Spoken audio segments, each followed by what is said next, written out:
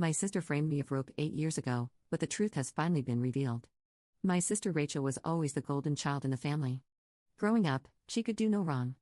High school ended and I didn't complain much, but I felt I had to move out and explore things on my own as well. For the next few years, I went to college in a different city, and in 5 years got my MBA. Managed to land a job back in my home city. During this time, my contact with the family was minimal except for the birthdays and visiting them during the holidays. My sister was never the brightest of the bunch since she barely managed to get through high school. She dropped out of college and my parents helped her set up a small clothing shop so she could get off her feet. I was happy for her, but I had my own life. I also had a boyfriend, Jack, who I met in college and was from the same city. When we returned back home, we moved in together. He was also able to find a job soon enough, and we started to focus on our lives and each other. It was during the holidays of 2006 when I introduced my family to him. They were surprisingly warm and receptive towards him and also made me feel more loved than I had experienced in the past 22 years of my life. I noticed my sister was looking at him during that entire gathering, but thought nothing of it. Since then, she started frequenting my apartment a bit too often. We went from meeting each other once in 3 months to almost daily very quickly. At that point, I had to draw boundaries and tell her that she's welcome occasionally, but I did not like her presence in my place daily as she came during the evening when Jack and I were both at home and tried to unwind after a hectic day from work. That erupted into a huge fight with my parents. In the end, she apologized and said that she would not bother me. Then onwards, she used to come only once a month on a weekend, which I was okay with, and made attempts to make small talk with Jack, which was still fine by me as it never was anything beyond that. Things went on this way for some time. And in 2009, he proposed to me, and we announced our engagement to the entire family. My parents were happy for me, but my sister just shook my hand and left the small party I'd organized for this occasion. After that, I didn't see her for a couple of weeks. We got married in 2010, during which I noted my sister had an 8+1 named David, and she told us that she was dating him. I thought maybe now she could finally move past whatever feelings she had for Jack and focus on her own life. They moved real fast too, getting married almost 9 months later in 2011. Our marriage was going great. We had our first daughter, Alice, in 2011 and the second one, Sarah, in 2013. However, my sister's marriage did not progress as they hoped to, and they separated in 2012. A few weeks after the divorce was finalized, David messaged me that Rachel was obsessed with Jack and that was the biggest reason for their separation. I apologized to him and wished him the best. I also talked to Jack and asked him about his interactions with David, and he told me that David always was a bit cold and distant towards him from the get-go. I decided to confront my sister in front of my family and asked her why is she destroying her life because of her obsession with my husband. She was blindsided with that question and denied everything. We had a massive argument that basically ended with me forgiving my sister and telling her that she is no longer welcome in my house.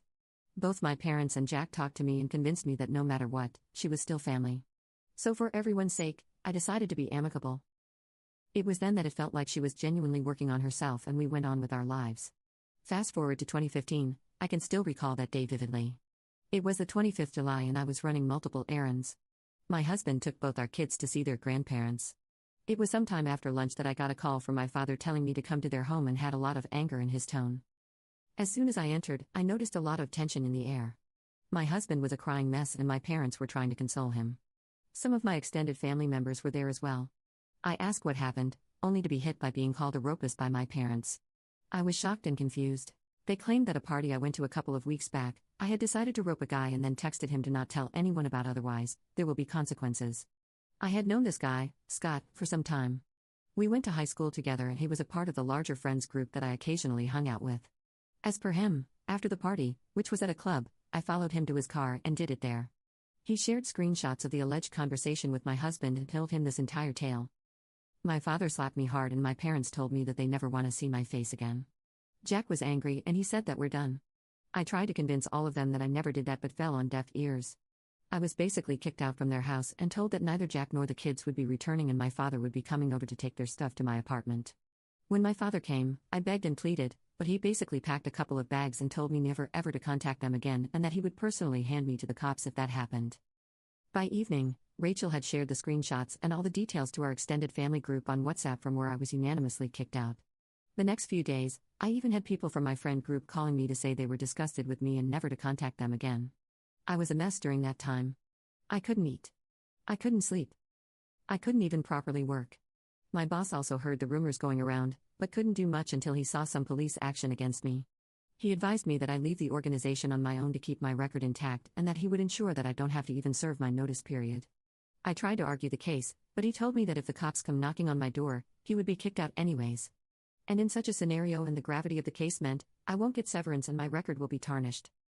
Grudgingly agreed to his ask and I left the organization in the next few days. In mid-August, while I was still wallowing in my misery, I received 2 documents from the court. One was a letter of disownment and the other were divorce papers. I was quite intoxicated, but I went to my parents' place anyway, only for my sister to come and lay hands on me and tell me that I was a disgrace to the family and it was good that I was disowned.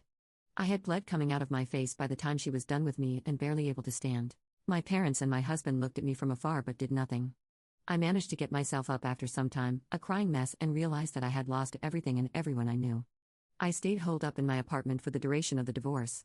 It went as amicably as it could. As I was jobless, plus my now ex-parents stated they would pay for the child. I didn't have to pay child support or any alimony. By January 2016, I was divorced, but trying to pick up the pieces that was once my life was hard. During this time, I also felt like confronting Scott. But the more I thought about it, the more I realized it could have made matters worse for me due to the men-centric laws in my country meant one phone call, and I would be looking at 5 to 6 years in jail.